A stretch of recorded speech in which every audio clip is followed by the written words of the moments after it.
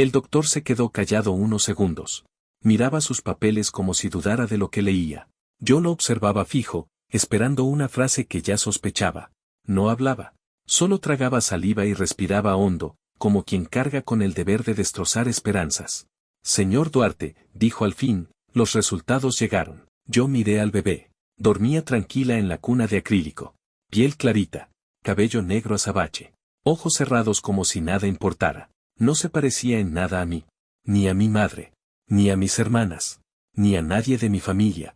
Pero aún así, aún quería creer. Aún tenía esa esperanza absurda, ciega, que se aferra aunque ya todo esté perdido. Sofía no es su hija biológica. El tiempo se detuvo. Sentí que el suelo se abría bajo mis pies. Mi pecho se apretó como si algo se rompiera por dentro. La sangre se me fue al rostro. Miré a Paulina. Estaba recostada en la cama como si fuera reina. Ni una lágrima.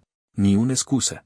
Solo una sonrisa ladeada, segura, sin rastro de culpa. Gracias por pagar todo, Emiliano, dijo. Como si me estuviera dando las gracias por comprarle un regalo. Metí la mano al bolsillo de mi chamarra.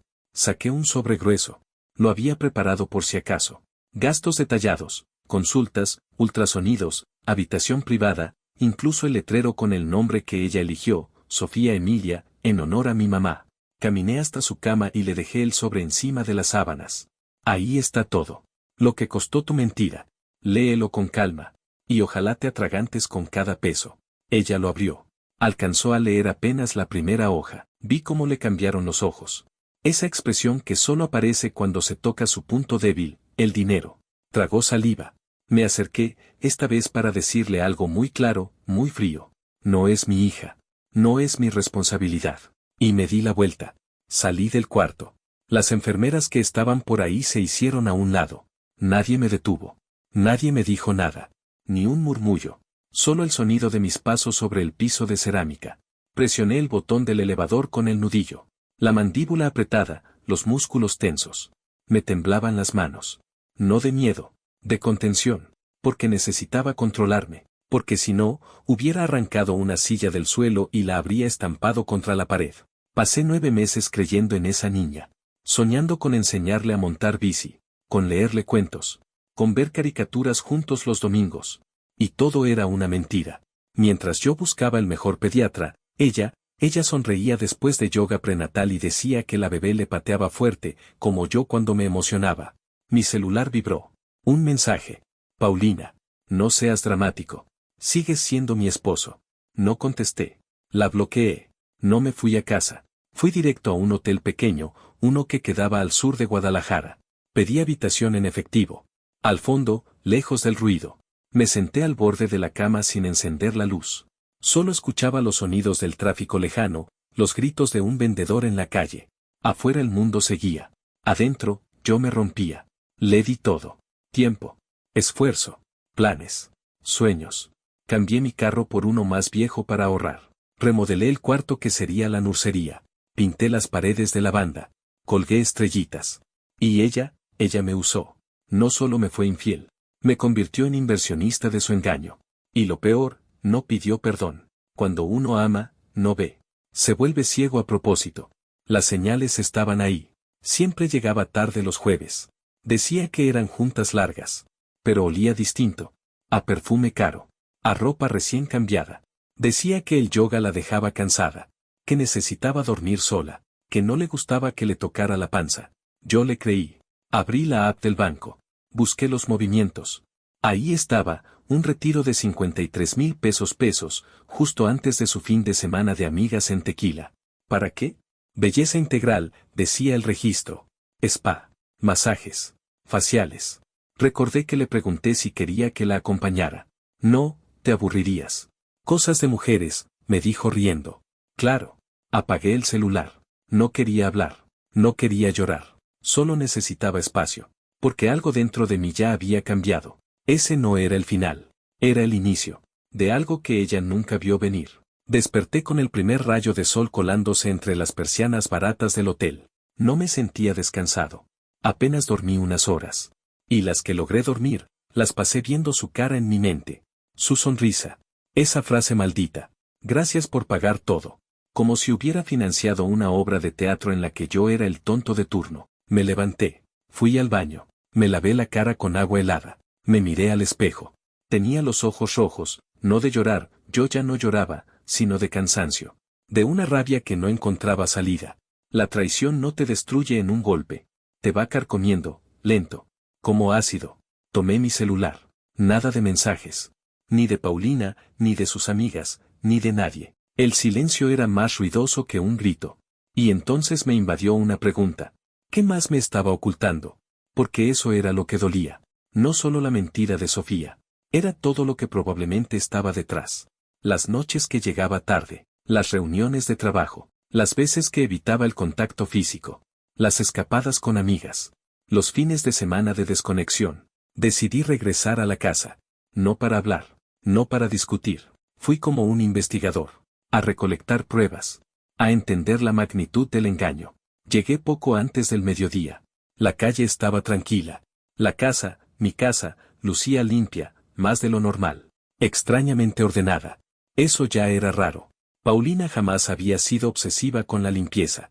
Saqué mi copia de la llave. Entré sin hacer ruido. El aire olía a aromatizante barato, de esos que uno usa para cubrir algo. Como si quisiera borrar rastros. Entré al dormitorio. El portarretrato con nuestra foto de boda ya no estaba. En su lugar, había una imagen floral que ella antes decía que odiaba. Fruncí el ceño. Me acerqué al perchero detrás de la puerta. Y ahí estaba, una camisa de hombre, marca cara, talla grande. Yo jamás la había usado. Todavía olía a perfume masculino. Mi estómago se apretó. La tomé. Revisé los bolsillos. Vacíos. Me arrodillé y miré bajo la cama. Una maleta deportiva, medio abierta.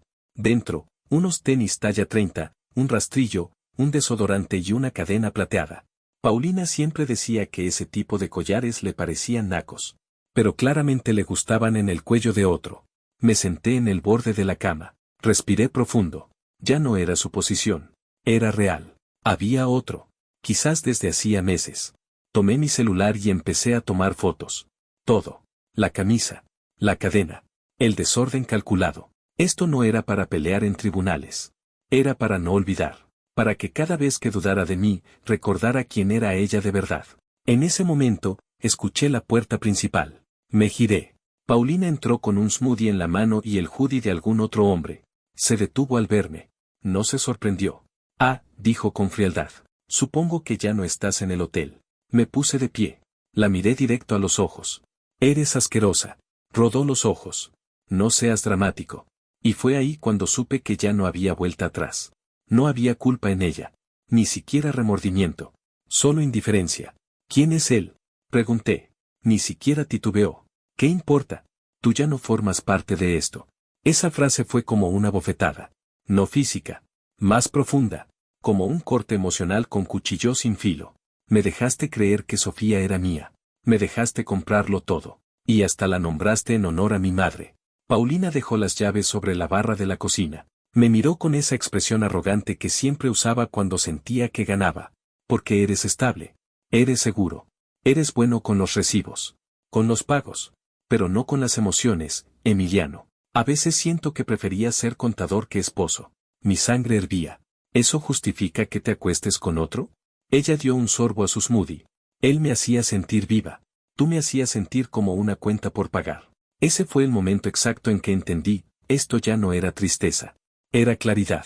No iba a gritar. No iba a llorar. Solo me acerqué al refrigerador. Abrí la puerta. Tomé la botella de vino espumoso que había comprado meses antes para cuando trajéramos a Sofía a casa. La puse sobre la barra. Esto era para celebrar a nuestra hija, dije. Y destapé la botella. El corcho voló. La espuma se desbordó. Y yo vacié el contenido por el fregadero sin decir más. Paulina me miraba, apoyada en la pared. ¿Y eso es tu venganza? Cerré la puerta de la casa. No. Eso fue el aviso. La venganza, apenas comienza. La noche cayó como un telón sobre la ciudad, pero yo no dormí. No podía. En la habitación del hotel, el ventilador zumbaba con un ritmo constante, pero mi cabeza era un torbellino. Paulina no solo me había traicionado, me había usado. Y ahora, no se trataba solo de la infidelidad. Se trataba de todo lo que se construyó sobre una mentira. Encendí la lámpara. Tomé el cuaderno que tenía en la maleta y comencé a escribir. No como desahogo emocional. Era una libreta de evidencias. Página 1. Paulina me usó. Página 2. Nunca pidió perdón. Página 3. ¿Qué señales ignoré? Hice una lista. Jueves por la noche, siempre llegaba tarde. Decía que era por juntas. Pero nunca trajo documentos. Nunca parecía estresada. Solo cansada. Y olía a otro perfume. No al suyo. Uno más fuerte. Más masculino. Clases de yoga prenatal, según ella, duraban hora y media. Pero siempre regresaba casi 3 horas después. Decía que se quedaba hablando con las otras futuras madres. Pero nunca mencionó nombres.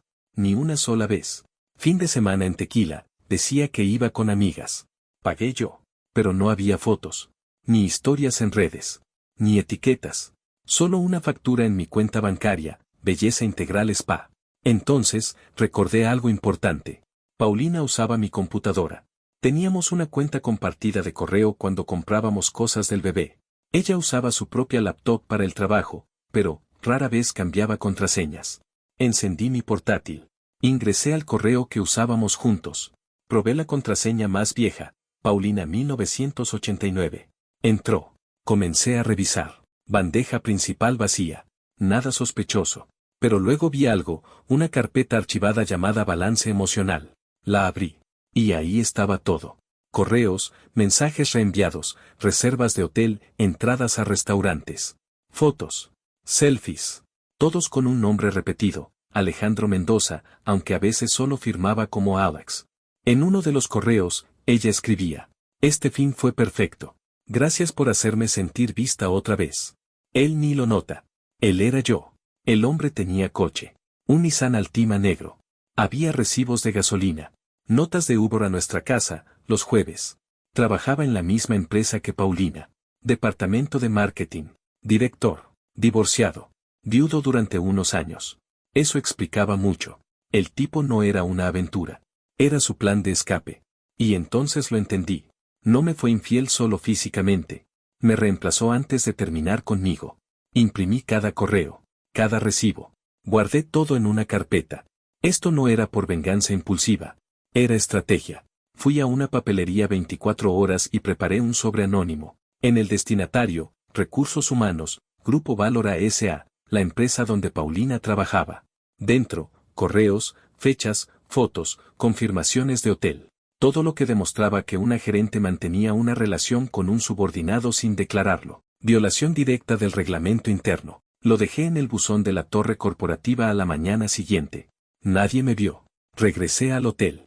Y por primera vez en días, sentí algo parecido a calma.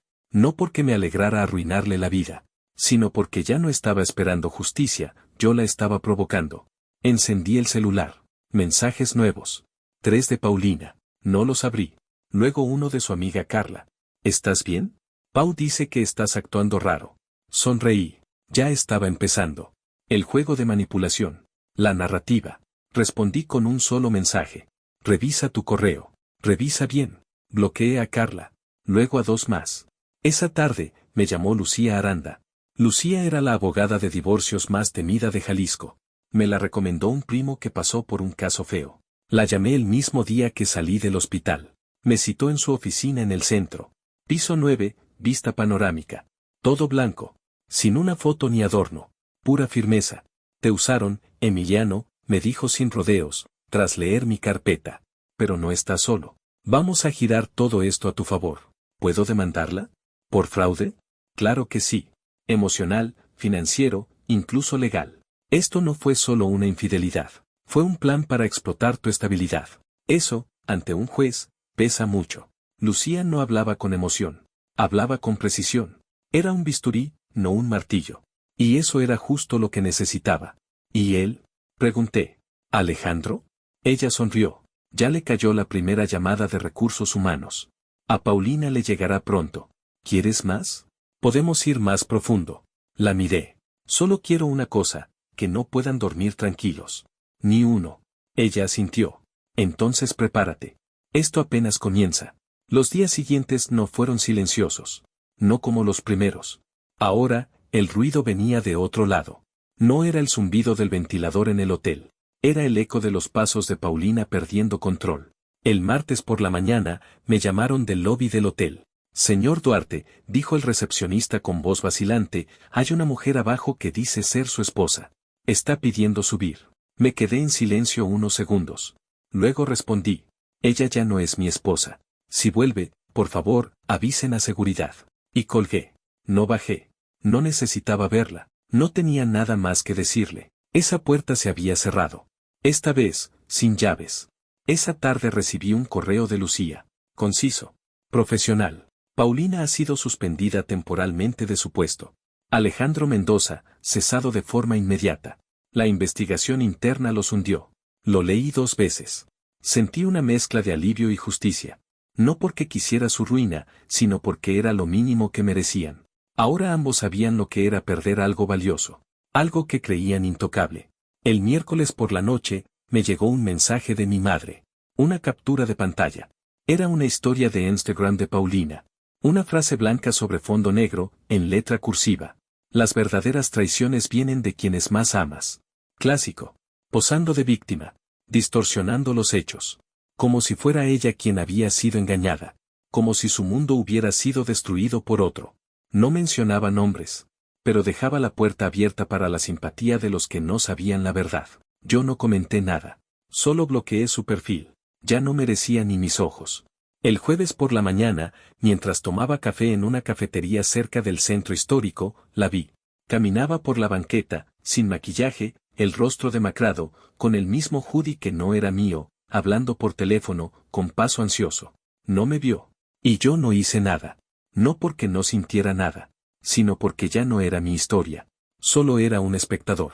Miraba su caída desde lejos. Ella había apostado por la mentira. Y perdió. Ese mismo día, recibí el reporte final del investigador privado que Lucía había contratado. Allí estaba todo.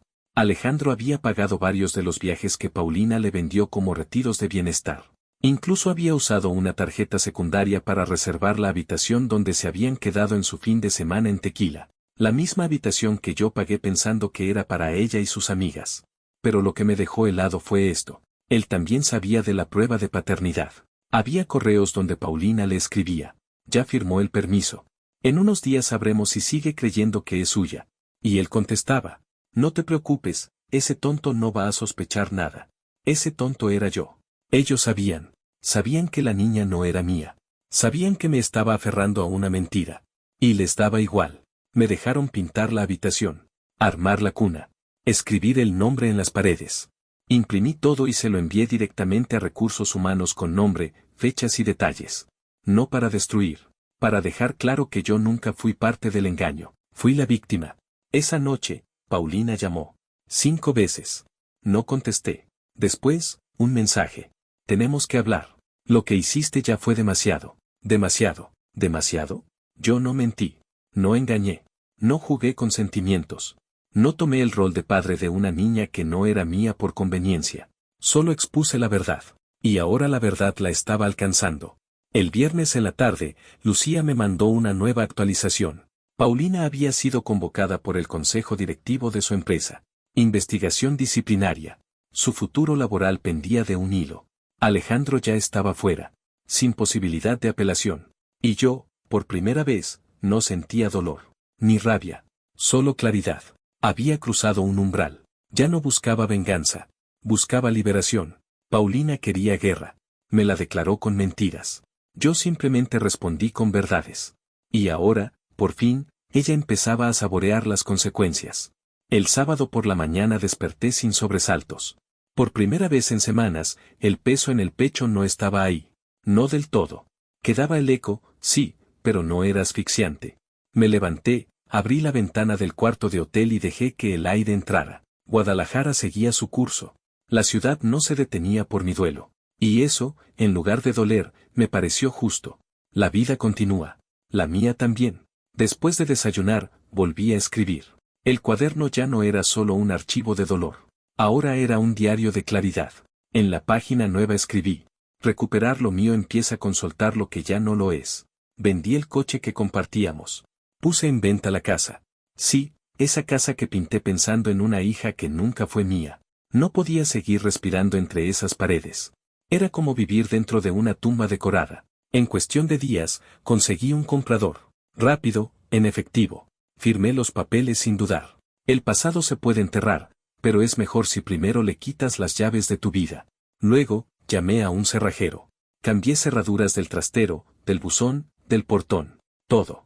Quería cortar cualquier hilo que pudiera atarme a lo que Paulina había contaminado. A los pocos días, me mudé a un departamento nuevo.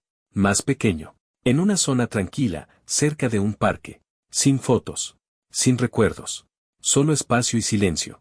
El silencio, descubrí, no es enemigo.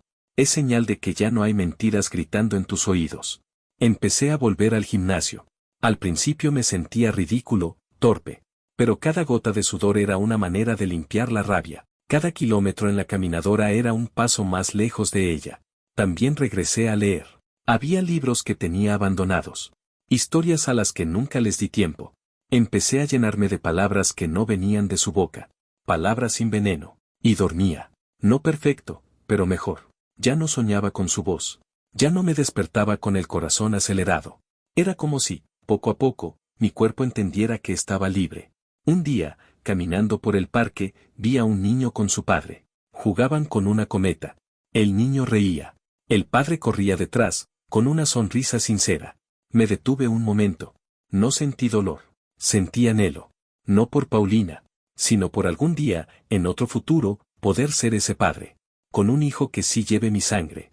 Y, más importante aún, mi verdad. Esa noche escribí. El amor no se mendiga. Se construye. Y el verdadero no se disfraza de traición. El domingo recibí un nuevo correo. Esta vez de Recursos Humanos. Agradecían la documentación. El caso había sido cerrado. Paulina quedó con antecedentes en su expediente. Alejandro, fuera definitivamente. Luego llegó otro mensaje. De Paulina. Un intento más. Emiliano, ya entendí todo. Hice mal. Lo sé. Pero tú tampoco fuiste perfecto. Si quieres, podemos hablar. Sanar. Empezar de cero. Ni siquiera terminé de leerlo. Respondí con una sola línea. No me escribas más. Ya no formas parte de mi historia. Y la bloqueé por última vez. Eso fue lo definitivo. El cierre real. Porque el perdón no siempre significa reconciliación. A veces solo significa dejar de arrastrar cadáveres. En la última página del cuaderno escribí. El que se va sin despedirse, regresa sin ser bienvenido. Y tú te fuiste el día que mentiste por primera vez. Ya no quería revancha. Ni siquiera justicia. Quería paz. Y finalmente, empezaba a encontrarla. Pasó una semana. Luego otra.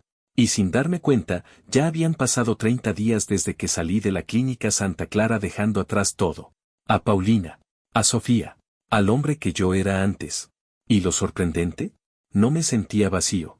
Me sentía, limpio. Me había convertido en algo nuevo. No más fuerte por venganza, sino más claro por elección. Había algo poderoso en volver a empezar con las manos vacías pero el corazón intacto. Un día, mientras organizaba las últimas cajas del departamento, encontré una libreta vieja. Era del tiempo en que Paulina y yo apenas nos habíamos mudado juntos. Dentro, frases dulces, planes de viajes, listas de nombres para bebés, ideas para decorar la casa. Todo parecía escrito por dos personas que ya no existían. No sentí tristeza. Sentí distancia. Como mirar el cuaderno de una película que vi hace mucho. Yo ya no era ese hombre. Y ella nunca fue esa mujer. La arrojé al fondo del bote de basura y seguí desempacando. En esos días, mucha gente me escribió. Amigos que no supieron qué decir durante el escándalo. Algunos pidieron disculpas. Otros solo dijeron, estoy aquí si necesitas hablar. No respondí a todos. Pero no guardé rencor. Aprendí que cuando la tormenta cae, no todos saben nadar. Algunos se ahogan, otros huyen. Solo unos pocos se acercan. Los únicos mensajes que ignoré por completo fueron los de personas cercanas a Paulina. Amigas suyas. Una incluso me escribió diciendo, tal vez deberías perdonarla. Al final, todos cometemos errores. No le contesté. Porque hay errores, y hay traiciones frías y calculadas. No es lo mismo tropezar que empujar a alguien por las escaleras. Y Paulina me había empujado con una sonrisa. Me enfoqué en construir mi nueva rutina. Cada día tenía un propósito, levantarme temprano, leer aunque fuera un capítulo, entrenar aunque fuera media hora, comer bien, mantener mi espacio ordenado. Rutinas pequeñas, pero mías. Sin máscaras. Sin mentiras. A veces me preguntaban si la extrañaba. La respuesta era simple. Extrañé la idea de ella. No a ella.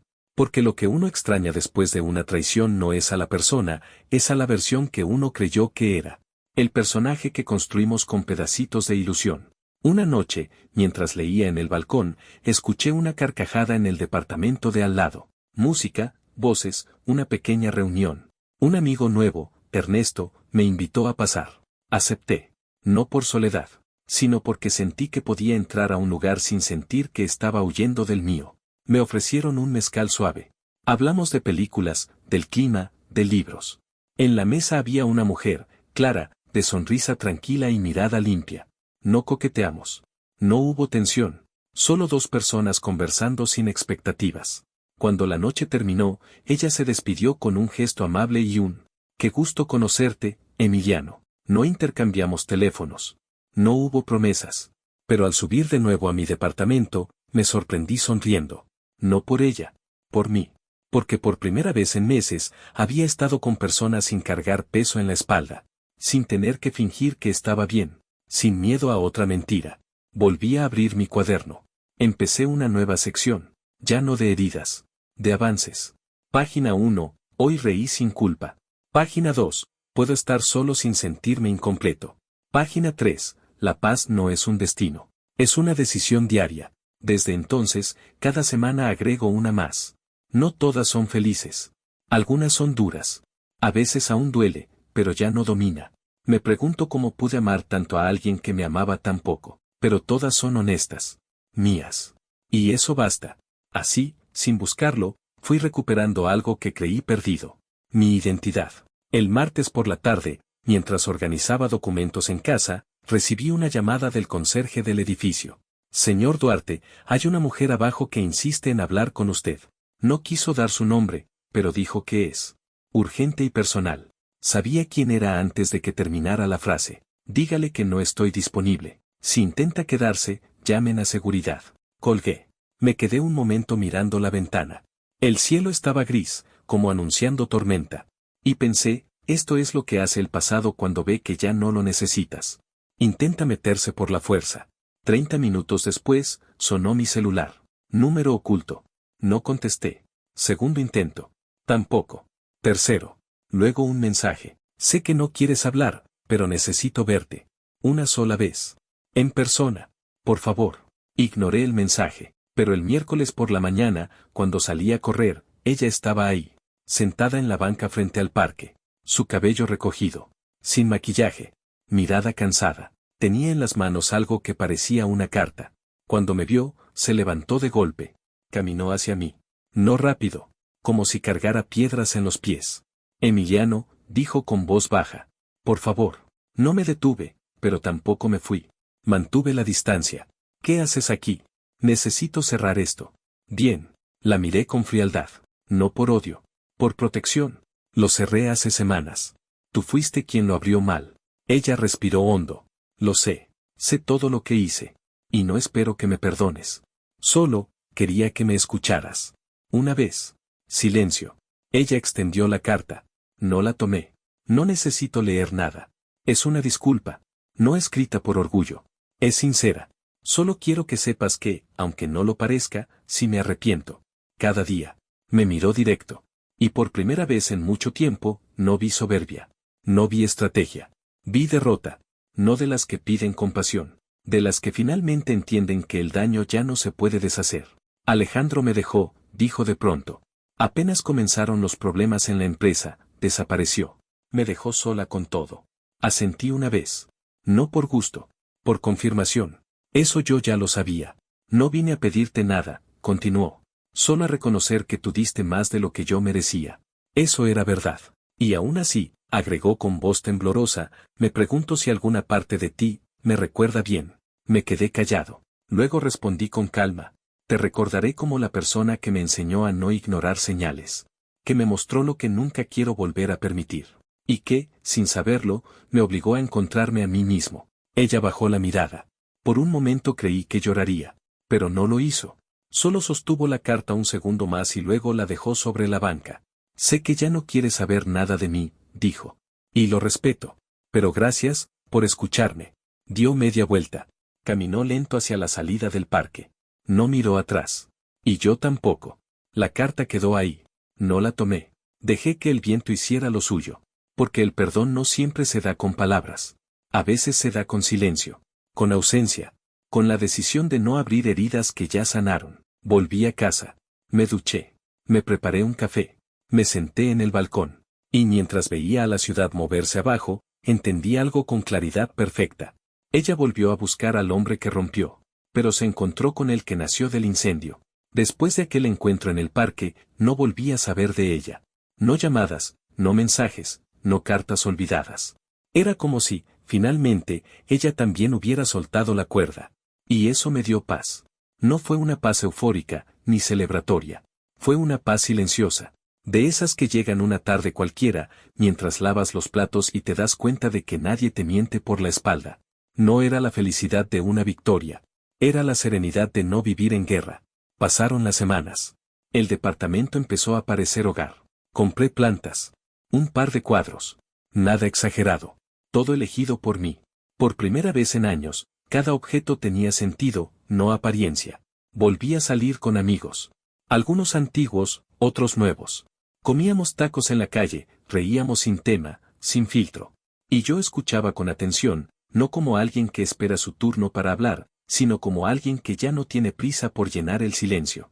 Un día, mientras tomaba café en una librería del centro, vi un libro con la palabra renacer en la portada. No lo pensé mucho. Lo compré. Y no por el contenido, que luego resultó mediocre, sino por el título. Porque eso era exactamente lo que yo estaba haciendo, renaciendo. Lentamente, comencé a sentirme dueño de mis decisiones. Incluso de las pequeñas, que comer, que escuchar, que camino tomar al caminar por la ciudad. Ya no vivía en automático. Y eso, en este mundo, es un lujo. Las redes sociales, que antes eran campo de vigilancia emocional, ahora eran solo una herramienta más. Eliminé viejas fotos. Borré historias. Cambié mi número.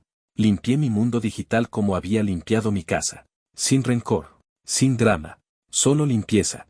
Porque hay batallas que no se ganan. Se limpian. Mi madre me preguntó un domingo si pensaba volver a enamorarme algún día. Le respondí con honestidad. Sí. Pero no tengo prisa. Porque ya no buscaba compañía para llenar vacíos. Sino para compartir plenitud.